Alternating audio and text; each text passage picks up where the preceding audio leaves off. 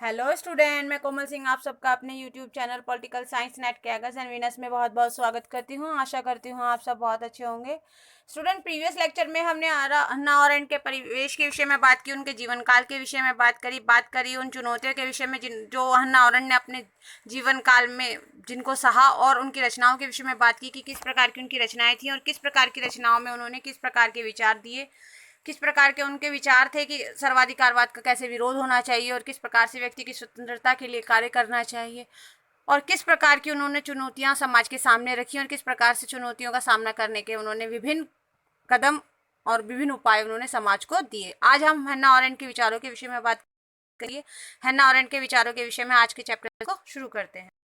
Student, हन्ना aren't का यदि हम राजनीतिक दर्शन के विषय में बात करें तो हन्ना अरेंट के अनुसार मानवीय जीवन के लिए व्यक्ति को सार्वजनिक होना जरूरी होगा, क्योंकि मानवीय जीवन के लिए यदि व्यक्ति सार्वजनिक नहीं होगा तो वह किसी भी प्रकार से अपना विकास नहीं कर सकता।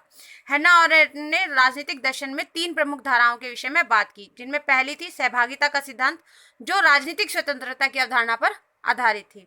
दूसरा जो धारा थी उनकी मानवीय गतिविधियों का सिद्धांत थी, जो बहुलता के सिद्धांत पर आधारित थी। तीसरी यदि हम कहें मानवीय कार्यों का जो उन्होंने सिद्धांत दिया था, जो मानवीय शास्त्रीय सिद्धांत पर आधारित है। हन्ना अरेंट के राजनीतिक चिंतन में उन्होंने स्वतंत्रता को सबसे ज्यादा महत्व दिया।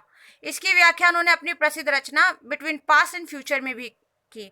अपनी दूसरी रचना द ह्यूमन कंडीशन में भी हन्ना अरेंट ने व्यक्ति के स्वतंत्रता को महत्व दिया और व्यक्ति को महत्व दिया। उन्होंने कहा कि राजनीति का आशय शक्ति प्राप्त करना नहीं, बल्कि न्याय, सम्मान व स्वतंत्रता प्राप्त करना है। अरेंट ने दलों की बजाय व्यक्ति को महत्व दिया, वह लोकतंत्र का समर्थन किया। उनके अनुसार व्यक्ति सर्वोपरि है और व्यक्ति की स्वतंत्रता सर्वोपरि है। यदि हम उनके दूसरे विचार के विषय में बात करें जो उन्होंने राज्य व व्यक्ति के संबंध में दिए, तो उन्होंने कहा हन्ना अरेंट ने अपनी रचना द ओरिजिन ऑफ टोटलिटरिज्म में सर्वाधिकारवाद का विरोध किया। हन्ना ने कहा कि व्यक्ति व राज्य का घनिष्ठ संबंध है, अतः व्यक्ति को जीवन के सभी पक्षों पर पूर्ण स्वतंत्रता होनी चाहिए। हन्ना ने कहा स्वतंत्रता का पूर्ण लोप हो जाता है, क्योंकि सर्वाधिकारवाद क्या करता है, व्यक्तियों को पूर्ण पक्षों में, हर पक्ष में उनका क्या करता है, उनकी स्वतंत्रता का हनन होता है, जिससे उनके अधिकार और स्वतंत्रता छिन जाती है और व्यक्ति का पूर्ण स्वतंत्रता का लोप हो जाता है। अतः मानव को अपने तीनों स्रोतों एक्शन, वर्क्स एंड लेबर को सामूहिक एकत्रीकरण कर सामूहिक प्रयोग करें और सार्वजनिक गतिविधियों में सक्रिय भागीदारी करें, जिससे क्या होगा कि सर्वाधिकारवाद की पुनरावृत्ति नहीं होगी और किसी भी प्रकार से व्यक्ति का स्वतंत्रता का शोषण नहीं होगा, अतिक्रमण नहीं होगा और व्यक्ति स्वतंत्रता का लाभ उठाते हुए अपना सामूहिक और संपूर्ण विकास कर पाएगा। उन्होंने मानव स्रोतों में जिन तीन स्रोतों की बात की, उनमें एक्शन, वर्क हैं। यदि हम उनकी विचार के विषय में बात करें, क्रांति पर जो उनका विचार था, तो हन्ना अरेंट ने अपनी रचना ऑन रेवोल्यूशन में गणतांत्रिक शासन प्रणाली का समर्थन किया। उनका मूल उद्देश्य ये था कि लोगों को स्वतंत्रता मिलनी चाहिए। अरेंट ने अमेरिकी क्रांति व फ्रांसीसी क्रांति का तुलनात्मक अध्ययन किया और उन्होंने अमेरिकी क्रांति को ज्यादा बेहतर माना, क्योंकि फ्रांसीसी क्रांति केवल आवश्यकता की बात करती थी कि जो आवश्यकता है बस उसी को आप ले लो और हो गई क्रांति।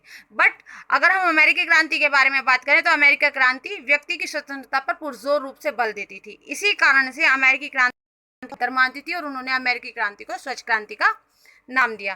तो स्टूडेंट, आज हमने हन्ना अरेंट के विचार और के बारे में पढ़ा कि किस प्रकार के उनके विचार थे, किस प्रकार का उनका राजनीतिक दर्शन था, किस प्रकार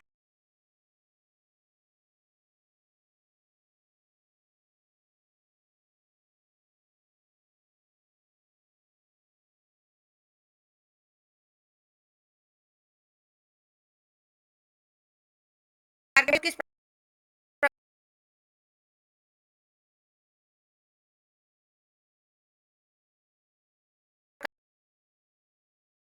प्रभावित हुई। तो नेक्स्ट लेक्चर में हम उनके विषय किस प्रकार से उनकी समाज